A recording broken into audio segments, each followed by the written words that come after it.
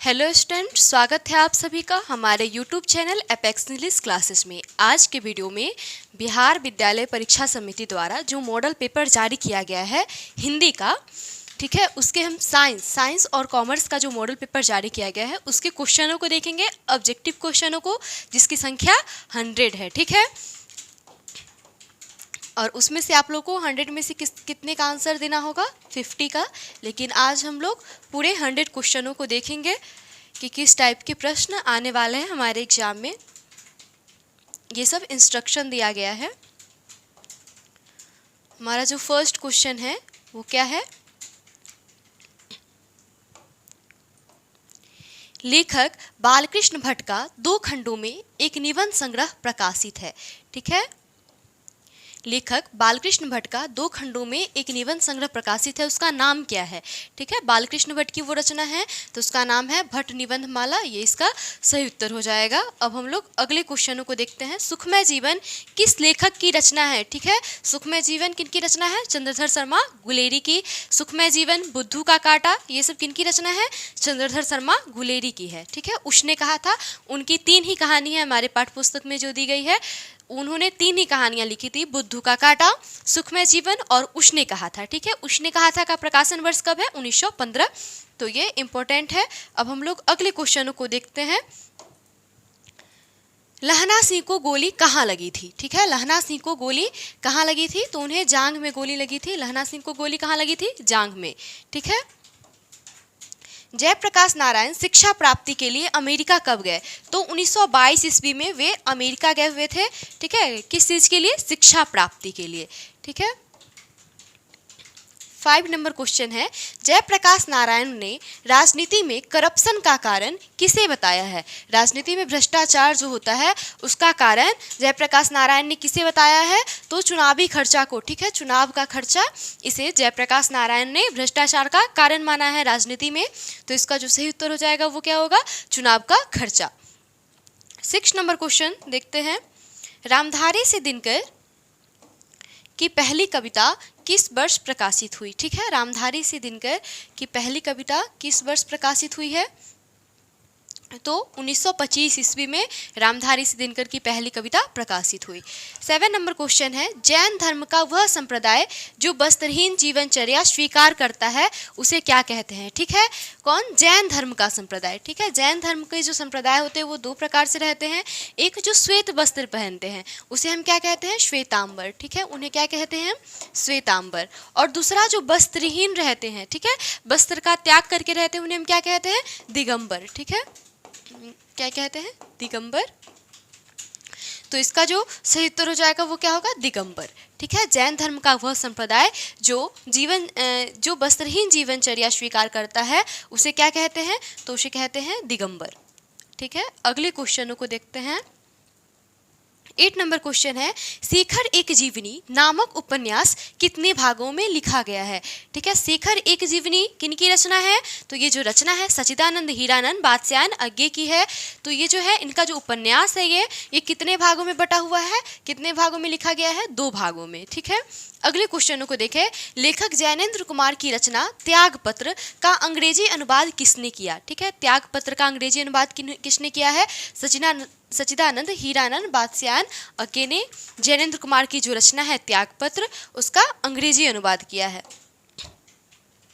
10 number question है, रोज शीर्षक पाठ में मालती के पिता ने मालती को कितने पेज रोज पढ़ने को कहा? ठीक है, रोज कहानी जो है उसमें जो मालती के पिता है वो मालती को एक बुक देते हैं और बोलते हैं कि रोज इसका 20 पेज पढ़ना। ठीक है, लेकिन मालती के द्वारा क्या किया जाता है? उस किताब को फाड़ दिया जाता है क्योंकि मालती की रुचि पढ़ने में नहीं रहती है। ठीक है, तो इसका जो सही उत्तर हो जाएगा वो क्या होगा? 20 पेज। ठीक है, लाला लाजपत राय के सहयोगी कौन थे? 11 नंबर क्वेश्चन है, लाला लाजपत राय के सहयोगी कौन थे? ठीक है, तो कौन थे? भगत सिंह के पिता और चाचा। ठीक है, भगत सिंह के पिता और चाचा कौन थे? किसके सहयोगी थे? लाला लाजपत राय के। इसका सही उत्तर हो जाएगा। अब हम लोग अगले क्वेश्चनों को देखते हैं।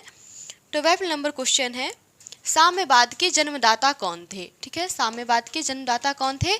तो कार्ल मार्क्स।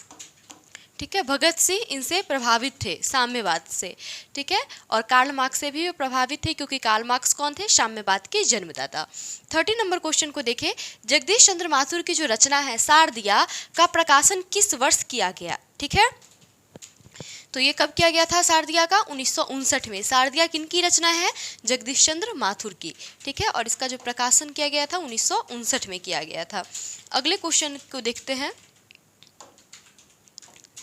धांगर शब्द का अर्थ ओराओ भाषा में क्या है? ठीक है, धांगर शब्द का जो अर्थ है वो ओराओ भाषा में क्या है? तो वो है भाड़े का मजदूर। हम लोगों ने ऑब्जेक्टिव क्वेश्चन का जो डिस्कस किया था, ठीक है, उसमें भी हम लोगों ने देखा था, ये ओ सदानीरा चैप्टर का प्रश्न है कि धांगर शब्द का अर्थ ओराओ भाषा में क्या है। हम लोगों ने सभी क्वेश्चनों को देख लिया है, तो ये भाड़े का मजदूर है। 50 नंबर क्वेश्चन देखते हैं, किसके आग्रह पर गांधी जी ने चंपारण जाना स्वीकार किया? तो राजकुमार शुक्ल जी के, ठीक है, राजकुमार शुक्ल जी के आग्रह पर गांधी जी कहां पर आना स्वीकार किए? चंपारण। लौरिया नंदनगंज के सिंह स्तंभ का निर्माण किसने करवाया था? लौरिया नंदनगंज जो कि एक जगह है, ठीक है, वहां पर क्या है? सिंह स्तंभ है। तो उसका निर्माण किसने करवाया? तो सम्राट अशोक ने उसका निर्माण करवाया था, वहाँ के सिंह स्तंभ का। लेखक मोहन राकेश के पिताजी का क्या नाम था? ठीक है, लेखक मोहन राकेश के का बचपन का क्या नाम था? मदन मोहन गुगलानी, ठीक है। तो उनके पिताजी का क्या नाम है? करमचंद गुगलानी, ठीक है।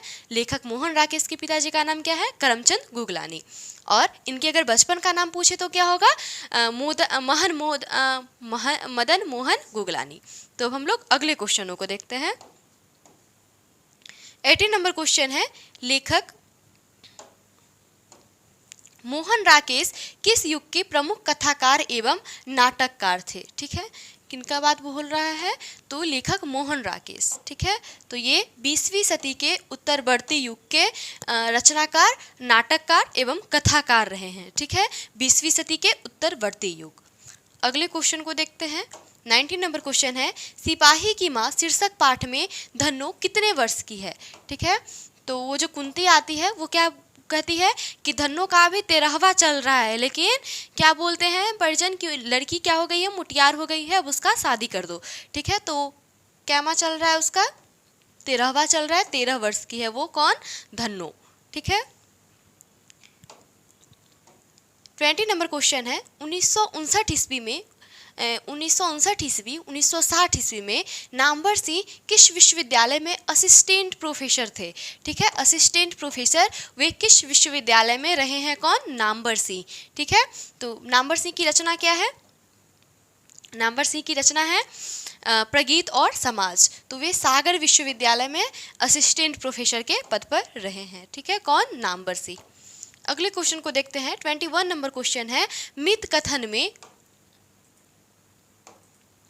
अति कथन से अधिक शक्ति होती है, यह पंक्ति किस शीर्षक पाठ की है? ठीक है, तो प्रगीत और समाज में नामवर सिंह ने ये कहा है कि मित कथन में अति कथन से क्या होती है? अधिक शक्ति होती है, ठीक है।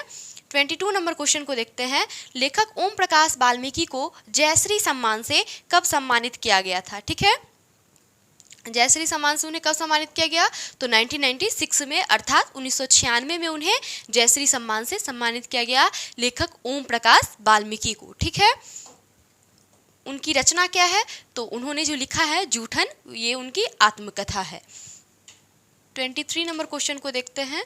हंसते हुए मेरा अकेलापन शीर्षक पाठ के अनुसार सुरक्षा कहाँ है? ठीक है, हंसते हुए मेरा अकेलापन शीर्षक पाठ के अनुसार सुरक्षा कहाँ है? सूरज की रोशनी में, ठीक है। सुरक्षा कहाँ है? सूरज की रोशनी में, घर में नहीं, सूरज की रोशनी में, इसका सही उत्तर हो जाएगा। अगला क्वेश्चन है, अनेक धारावाहिकों और टीवी फिल्मों के स्क्रिप्ट निम्न में से किसने लिखा है? ठीक है, तो किसने लिखा है? उदय प्रकाश जी ने। किसने लिखा है? उदय प्रकाश जी ने अनेक धारावाहिकों और टीवी फिल्मों के स्क्रिप्ट निम्न में से लिखे हैं, कौन? उदय प्रकाश। तो अगले क्वेश्चनों को देखते हैं।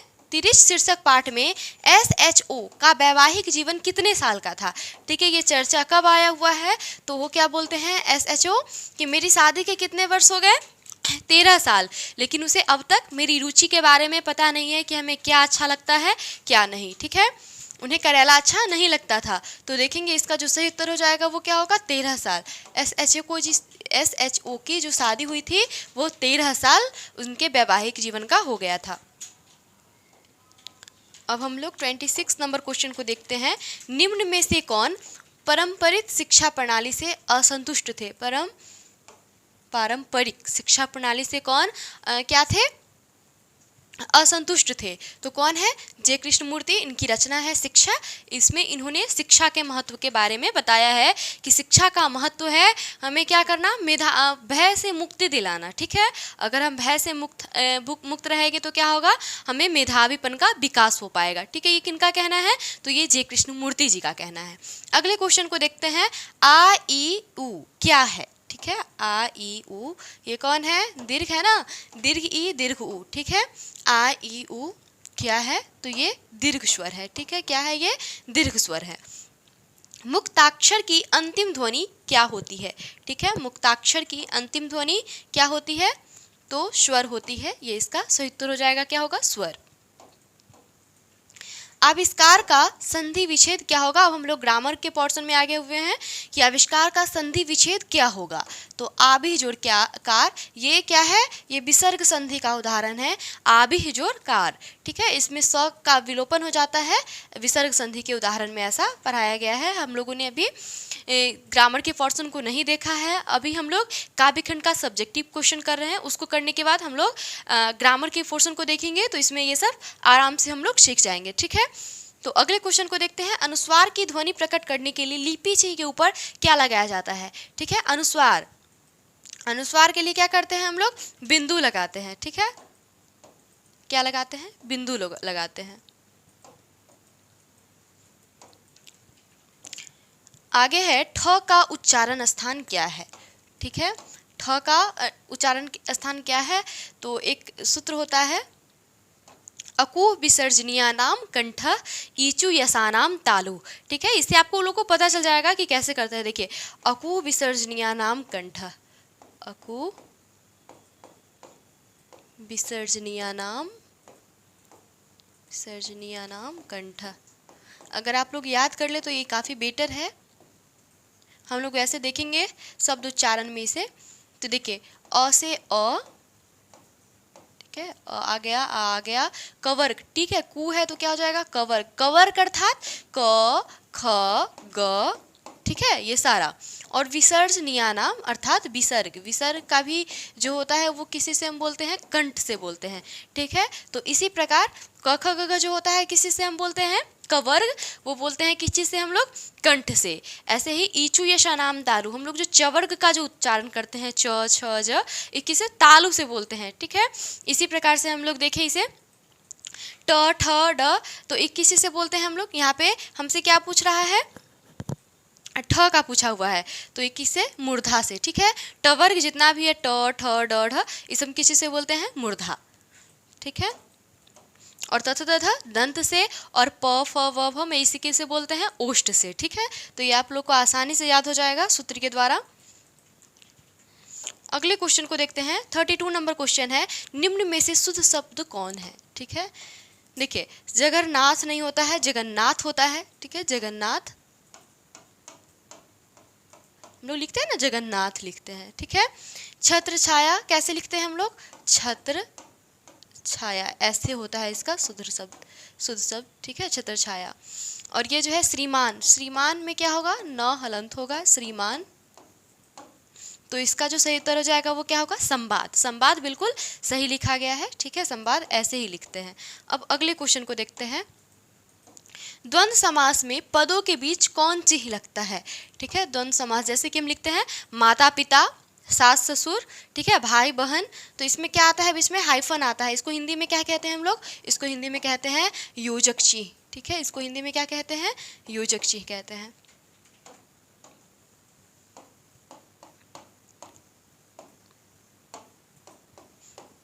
आमतौर पर इसमें बच्चे हाइफन जानते होंगे, हाइफन को हिंदी में क्या कहते हैं, योजक चिह्न। तो इसका जो सही उत्तर हो जाएगा वो क्या होगा, योजक चिह्न। द्वंद्व समास में पदों के बीच योजक चिह्न लगता है। ठीक है, अब अगला क्वेश्चन है, कावेरी नदी कौन संज्ञा है? ठीक है, कावेरी अर्थात एक नदी का, प्रॉपर्ली एक नदी का बोध हो रहा है, इससे कावेरी नदी का ही बोध हो रहा है। ठीक है, तो ये क्या है? व्यक्तिवाचक संज्ञा हो जाएगी।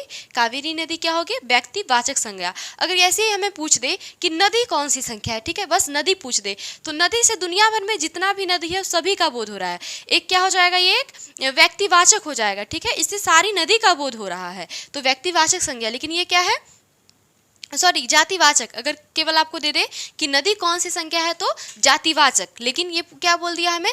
कावेरी, केवल एक का, प्रॉपर्ली एक का बोध हो रहा है इसे, कावेरी नदी का, तो ये क्या हो जाएगा? व्यक्तिवाचक। अब हम लोग अगले क्वेश्चन को देखते हैं, 35 नंबर क्वेश्चन, निर्माण शब्द कौन लिंग है? निर्माण शब्द कौन लिंग है? पुल्लिंग है, स्त्रीलिंग है, उभयलिंग है, या इनमें से कोई नहीं? तो पुल्लिंग है। ठीक है, निर्माण शब्द जो है वो क्या है? पुल्लिंग है, निर्माण पुल्लिंग है। ठीक है, हम लोग बोलते हैं ना कि निर्माण हुआ है, निर्माण हुई है नहीं बोलते हैं। ठीक है, कि वहाँ पे इस मंदिर का निर्माण हुआ है, तो पुल्लिंग है ये। भीख शब्द क्या है? ठीक है, भीख शब्द क्या है? तो ये क्या हो जाएगा? तद्भव। ठीक है, बिगड़ा हुआ, तत्सम का बिगड़ा हुआ रूप क्या कहलाता है? तद्भव कहलाता है। इसका तत्सम रूप क्या हो जाएगा? भिक्षा। ठीक है, भिक्षा क्या है? तत्सम शब्द है, और इसी का जो बिगड़ा हुआ रूप है वो क्या है? भीख, जो कि तद्भव है। अगले क्वेश्चन को देखते हैं, नाला शब्द का स्त्रीलिंग रूप क्या है? ठीक है, नाला शब्द का स्त्रीलिंग रूप क्या है? तो क्या है? नाली। ठीक है, नाला शब्द का स्त्रीलिंग रूप क्या है? नाली। 38 नंबर क्वेश्चन है, में किस कारक की विभक्ति ची है? में क्या कहते हैं? अधिकरण। ठीक है, अधिकरण में कहते हैं ना में पर। ठीक है, अधिकरण में ही आता है में पर, तो क्या हो जाएगा? अधिकरण। तो अब हम लोग अगले क्वेश्चन को देखते हैं, वाक्य में क्रिया का फल जिस पर पड़ता है उसे क्या कहते हैं? ठीक है, वाक्य में क्रिया का फल जिस पर पड़ता है उसे हम क्या कहते हैं? तो उसे क्या कहते हैं? कर्म। और काम को करने वालों को क्या कहते हैं? कर्ता। ठीक है, और जिस पर क्रिया का फल पड़ता है उसे क्या कहते हैं? कर्म। जैसे कि राम आम खाता है। ठीक है, तो राम क्या हो जाएगा? कर्ता, और जिस पर क्रिया का फल पड़ रहा है, खाता है क्रिया हो जाएगा, और जिस पर क्रिया का फल पड़ रहा है, क्या खा रहा है? तो आम क्या हो जाएगा? ये कर्म है। आम जिस पर क्रिया का फल पड़ता है तो कर्म हो जाएगा। ठीक है, अब हम लोग अगले क्वेश्चन को देखते हैं, छत से उतरी हुई लता किस कारक का उदाहरण है? ठीक है, छत से उतरी हुई जो लता है वो किस कारक का उदाहरण? देखिए, छत से जो उतर रही है तो क्या हो रहा है? छत से वो दूर जा रही है, छत से उतर रही है, अर्थात छत से उसका क्या हो रहा है? विदाई हो रहा है, वो दूर जा रही है छत से। अगर हम बोल दें कि वह पटना से आ रहा है, ठीक है, पटना से आ रहा है अर्थात वो वहाँ से अलग हो रहा है। ठीक है, जुदाई हो रहा है वहाँ पे, तो जहाँ पे जुदाई हो वहाँ क्या हो जाएगा? अपादान कारक। और जहाँ पे जैसे कि मैं कलम से लिख रही हूँ, ठीक है, तो ये क्या हो जाएगा? करण। इसके साथ मैं लिख रही हूँ, अगर ये हमसे अलग हो जाएगा तो क्या हम लिख पाएंगे? नहीं लिख पाएंगे। ठीक है, तो मैं कलम से लिख रही हूँ तो उसमें करण, लेकिन वह पटना से आ रहा है, वह दिल्ली से आ रहा है, वह छत से उतर रही है, पेड़ से पत्ता गिरता है। ठीक है, ये सब किसका उदाहरण है? ये सब अपादान कारक का उदाहरण है। क्या हो रहा है? दोनों में जुदाई हो रहा है। ठीक है, छत से जो उतर रही है लता, तो क्या छत से उसका जुदाई हो रहा है, छत से वो नीचे उतर रही है, छत पे अभी छत से उसका छत के साथ नहीं है वो। ठीक है, छत से उतरी हुई लता किस कारक का उदाहरण है? तो अपादान कारक। अब हम लोग अगले क्वेश्चनों को देखते हैं, 41 नंबर क्वेश्चन है, हिंदी में कुल कितने सर्वनाम हैं? ठीक है, हिंदी में कुल कितने सर्वनाम हैं? 41 नंबर क्वेश्चन है, तो हिंदी में जो सर्वनाम की संख्या है वो कितनी है? 11 है। ठीक है, हिंदी में टोटल कितने सर्वनाम है? 11। 42 नंबर क्वेश्चन है, जो कमाएगा वही खाएगा किस सर्वनाम का उदाहरण है? क्या बोल रहा है? जो कमाएगा वही खाएगा, संबंध बता रहा है। ठीक है, कि जो कमाएगा वही खाएगा, जो पढ़ेगा वही पास होगा। ठीक है, क्या कर रहा है? ये संबंध बता रहा है दोनों में, तो क्या हो जाएगा? ये संबंधवाचक हो जाएगा। वह लड़का किस विशेषण का उदाहरण है? वह लड़का। ठीक है, तो ये सार्वनामिक विशेषण है, गुणवाचक तो है नहीं। ठीक है, परिणाम बोधक भी नहीं है, और नहीं संख्यावाचक है कि 2 लड़का 3 लड़का ऐसा रहेगा तो हम सर क्या बोलेंगे कि संख्यावाचक है। लेकिन ये क्या है? वह लड़का, तो ये क्या है? सर्वनामिक विशेषण। वह लड़का, कोई लड़का अगर ऐसा रहे तो क्या होगा? सार्वनामिक विशेषण होगा। 44 नंबर क्वेश्चन है, जिस शब्द से किसी काम का करना या होना समझा जाए उसे हम क्या कहते हैं? ठीक है, जिस शब्द से किसी काम का करना या होना उसे क्या कहते हैं, क्रिया। ठीक है, जैसे कि वह दौड़ रहा है तो एक काम हो रहा है, ठीक है, काम कर रहा है वह दौड़ रहा है। वो खाना बना रहा है तो ये क्रिया का उदाहरण है। ठीक है, जिसके अंत में ना लगे उसे हम क्या कहते हैं, क्रिया कहते हैं। क्रिया वर्ब का तो किसी काम का करना या होना समझा जाए तो उसे क्या कहते हैं, हम क्रिया कहते हैं। हंसना, दौड़ना, बोलना, पढ़ना, ये सब क्या है, क्रिया का उदाहरण है। वह खाता है किस काल का उदाहरण, ठीक है, कि मैं अभी पढ़ता हूँ। ठीक है, अगर आप लोग अभी देख रहे हैं तो उसे क्या बोलेंगे कि मैं अभी पढ़ता हूँ, तो ये किस काल का उदाहरण है, मैं पढ़ता हूँ। वर्तमान काल, अभी जो आप कर रहे हैं, भूतकाल कि मैंने पढ़ा, तो ये भूतकाल का। और मैं 4 बजे से या मैं 5 बजे से पढ़ूंगा, ठीक है, तो ये क्या हो जाएगा, भविष्यत काल का उदाहरण। तो ये इसमें क्या है, वह खाता है किस काल का उदाहरण है, तो वर्तमान काल इसका सही उत्तर हो जाएगा, वर्तमान काल। ठीक है, अगला क्वेश्चन देखते हैं। 46 नंबर क्वेश्चन है, अव्यय के कितने भेद होते हैं। ठीक है, अव्यय के कितने भेद होते हैं, तो अव्यय के 5 भेद होते हैं। ठीक है, अव्यय के कितने भेद होते हैं, 5। अब अगले क्वेश्चन को देखते हैं। रचना अथवा बनावट के अनुसार, ठीक है, रचना अथवा बनावट के अनुसार शब्द के कितने प्रकार होते हैं। ठीक है, रचना अथवा बनावट के अनुसार तो शब्द के कितने प्रकार होते हैं, 3। ठीक है, कौन कौन, योग,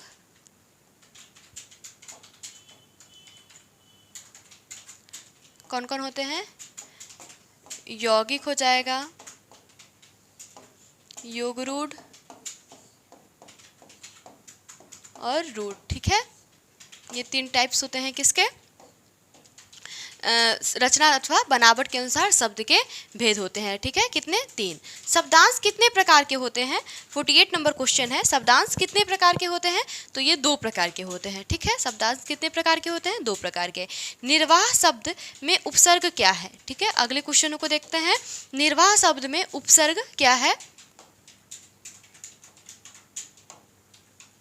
तो निर्वाह शब्द में जो उपसर्ग है वो क्या है, निर। ठीक है, निर्वाह शब्द में क्या उपसर्ग है, निर है। भिड़ंत शब्द में प्रत्यय क्या है, भिड़ंत, भीड़ जोड़ अंत।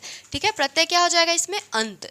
ठीक है, आनंद शब्द का विशेषण क्या है, आनंदित। ठीक है, आनंद से क्या बनता है, आनंदित बनता है। तो आनंद शब्द का जो विशेषण है वो क्या है, आनंदित है। अब हम लोग अगले क्वेश्चनों को देखते हैं। 52 नंबर क्वेश्चन है, जिस समास में अंतिम पद प्रधान होता है उसे हम कौन सा समास कहते हैं। ठीक है, उत्तर पद प्रधानम अर्थात अंतिम पद प्रधान। ठीक है, तो जिस समास का अंतिम पद प्रधान होता है उसे हम क्या कहते हैं, तो उसे कहते हैं तत्पुरुष समास। ठीक है, तत्पुरुष समास उसे कहते हैं, किसे, जिस समास का अंतिम पद प्रधान होता है। अगले क्वेश्चनों को देखते हैं। धर्माधर्म कौन सा समास है।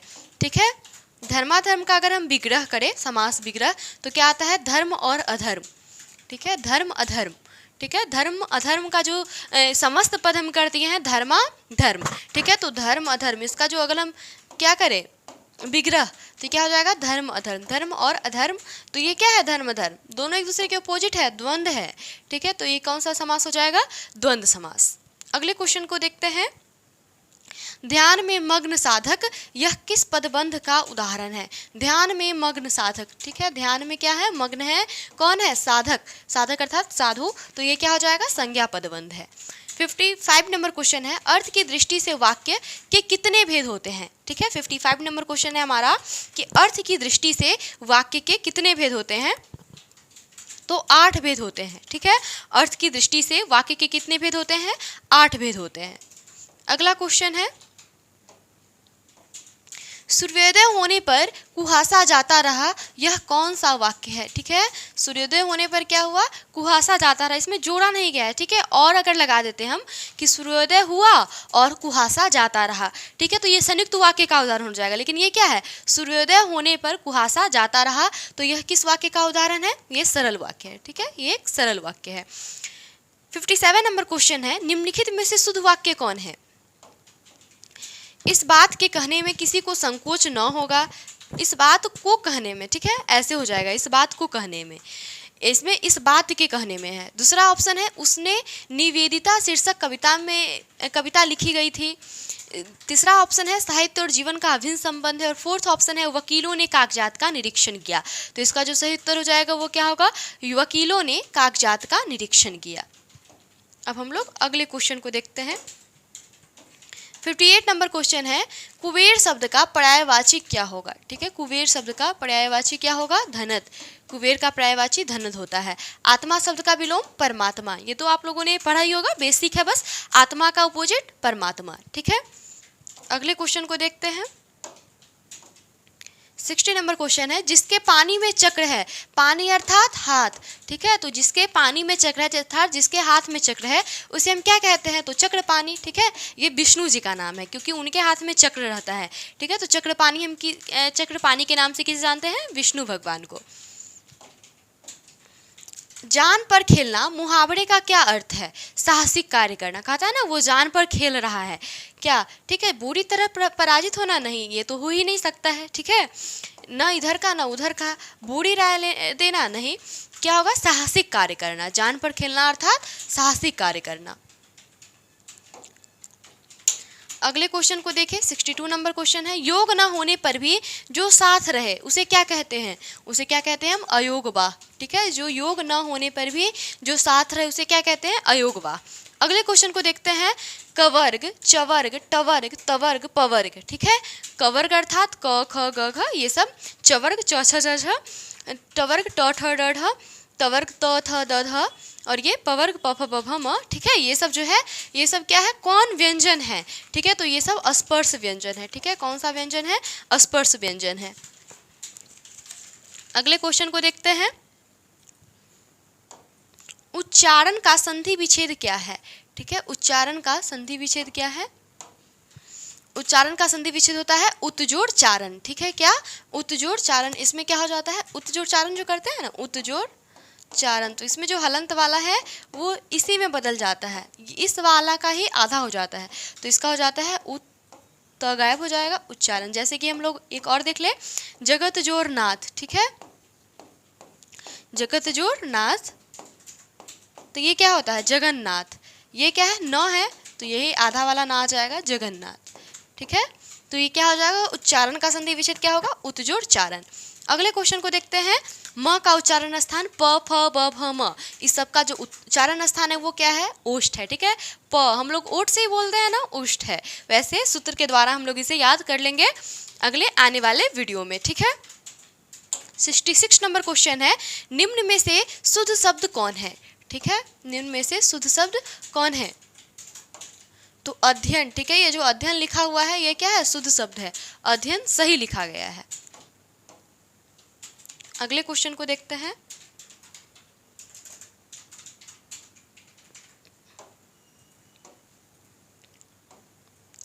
प्रशांत महासागर कौन संज्ञा है?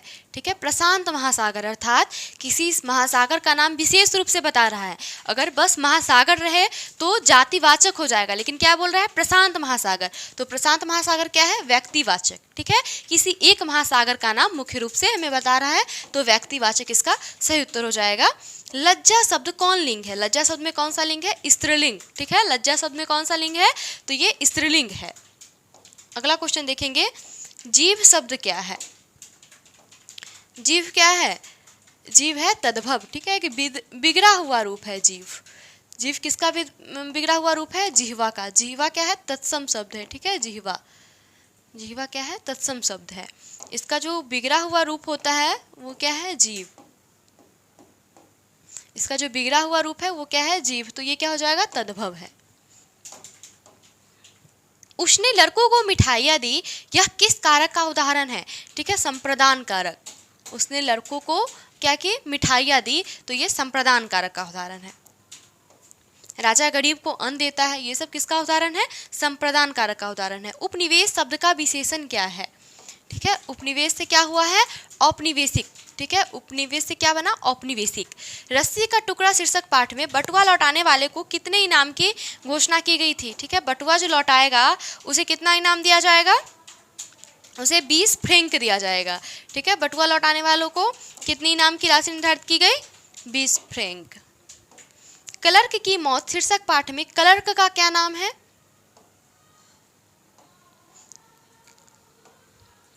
क्लर्क का नाम है इवान दमित्रिच जेरव्यकोव। ठीक है, इवान दमित्रिच चेरव्यकोव किसका नाम है?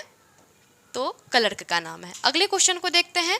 पेशिगी शीर्षक पाठ में छोटी बच्ची का नाम क्या है? फ्रैंकवा। ठीक है, छोटी बच्ची का जो नाम है वो क्या है? फ्रैंकवा। अगले क्वेश्चन को देखें। मलिक मोहम्मद जैसी के गुरु कौन थे?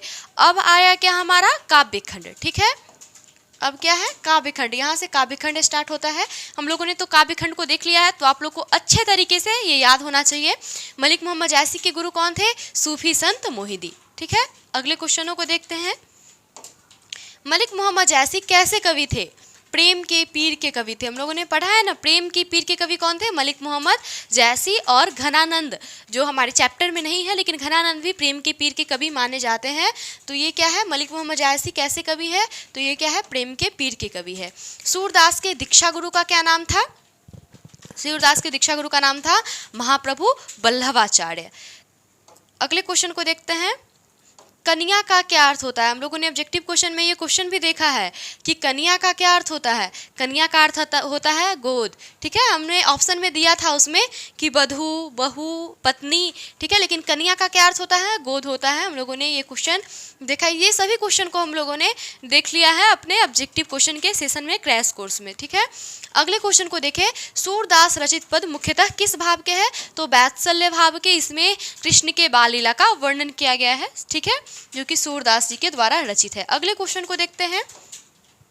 पिता नंद की गोद में बैठकर बालक कृष्ण को भोजन करने का वर्णन सूर्य के किस पद में वर्णित है? तो प्रथम पद में। देखिए, प्रथम पद में हम किस चीज की बात कर रहे हैं? प्रथम पद में हम लोग भोर होने की सूचना दिया जा रहा है यशोदा माँ के द्वारा। ठीक है, किनको? कृष्ण को, कि जागिए हे ब्रजराज कुंवर, अब सुबह हो रहा है, अब सवेरा हो गया है। तो प्रथम पद में भोर होने की सूचना दी जा रही है कृष्ण भगवान को, और द्वितीय पद में खाना क्या है ना, पिता नंद की गोद में बैठ करके बाल कृष्ण जो है वो खाना खा रहे हैं। तो ये द्वितीय पद में है। ठीक है, द्वितीय पद में है, और माता यशोदा उन्हें देख रही है। वो कुछ खाते हैं और कुछ धरती पर गिराते जाते हैं। कौन? बालकृष्ण। अगले क्वेश्चन को देखें। तुलसीदास का मुंह बोला नाम क्या था? तो राम बोला। ठीक है, तुलसीदास के का मुंह बोला नाम क्या था? राम बोला। उन्हें बचपन में लोग राम बोला के ही नाम से जानते थे। तुलसीदास के दीक्षा गुरु का क्या नाम था? ठीक है, तुलसीदास के जो दीक्षा गुरु थे वो कौन थे? नरहरि दास। और उनके जो शिक्षा गुरु थे वो कौन थे? शेष सनातन। याद रखिएगा, स से शिक्षा, ठीक है, 100 से शिक्षा और 100 से शेष सनातन। तो आप लोग को याद रहेगा शेष सनातन। और उनके दीक्षा गुरु की बात करें तो वो कौन थे? नरहरि दास। 2 से दीक्षा, 2 से दास। ठीक है, इसे याद रखिए कि नरहरि दास उनके किनका नाम था? दीक्षा गुरु के। अगले क्वेश्चन को देखते हैं। रामलला नहछु किस कवि की रचना है? रामलला नहछु, तो ये किनकी रचना है? ये भी तुलसीदास जी की रचना है, रामलला नहछु। अगले क्वेश्चन को देखते हैं। 84 नंबर क्वेश्चन है। नाभादास रचित भक्तमाल। ठीक है, भक्तमाल किनकी रचना है? नाभादास की। के 316 छप्पियों में कितने भक्तों के चरित्र वर्णित है? तो 200। ठीक है, 200 भक्तों के चरित्र का वर्णन किया गया है उसमें, नाभादास में। 6 अगला क्वेश्चन है। 6 पंक्तियों के गेय पद को क्या कहते हैं? 6 पंक्तियों का जो गेय पद होता है उसे हम क्या कहते हैं? छप्य। ठीक है, उसे हम क्या कहते हैं? छप्य कहते हैं। तो इसका जो सही उत्तर हो जाएगा वो क्या होगा? छप्य। अगले क्वेश्चन को देखिए। 87 नंबर क्वेश्चन है, सॉरी 86 नंबर क्वेश्चन ही है अभी।